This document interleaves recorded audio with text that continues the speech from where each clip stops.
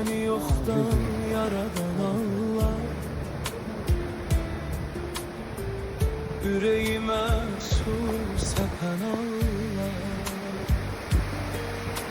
Sehramda hayat oldun mənə, karanlığıma nur verdin sen. Şükür verdin her nefese, şah damardan yakınsan bize. Dualarımıza icabet eyle.